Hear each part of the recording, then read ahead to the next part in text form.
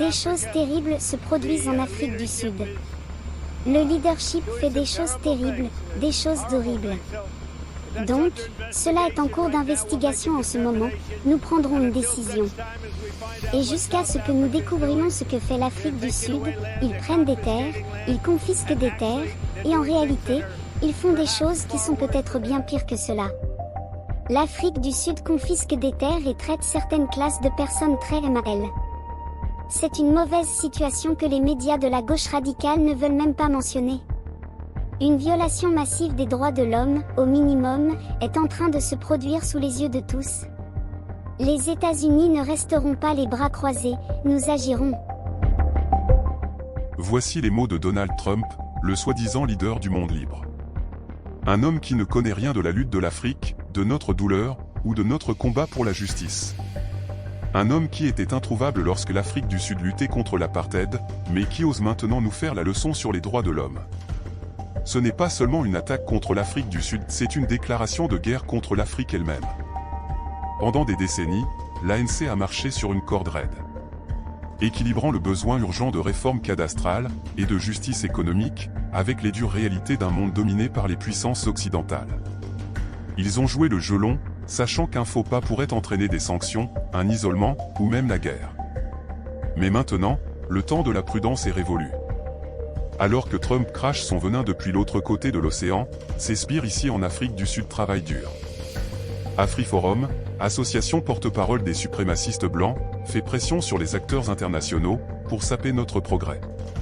Elon Musk, le milliardaire colon, pantin de l'impérialisme occidental, répète les mensonges de Trump et calomnie notre nation.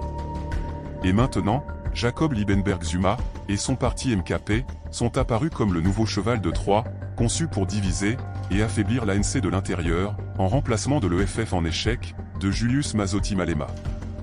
Mais nous ne sommes pas seuls. Le monde change, et la balance des choses se modifie.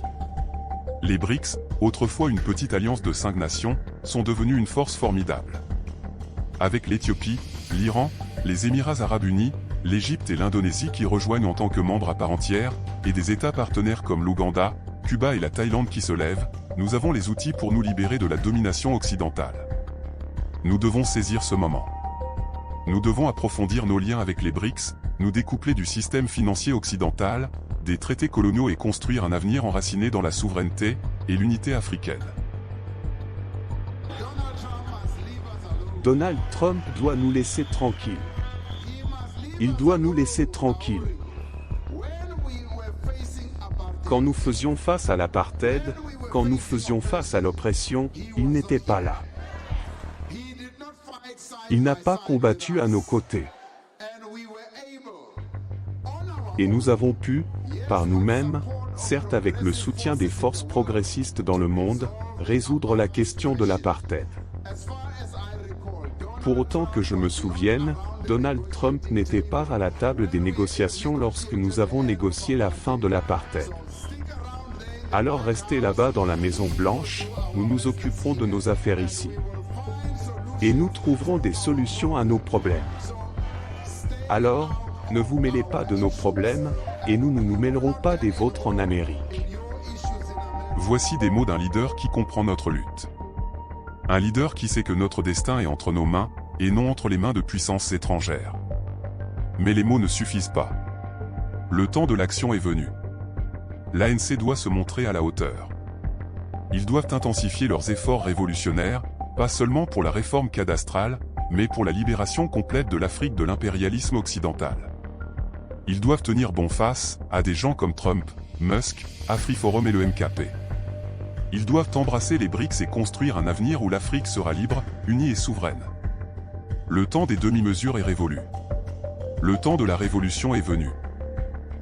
L'Afrique se lèvera. L'Afrique triomphera. Et aucune ingérence occidentale ne nous arrêtera. Manda! Manda!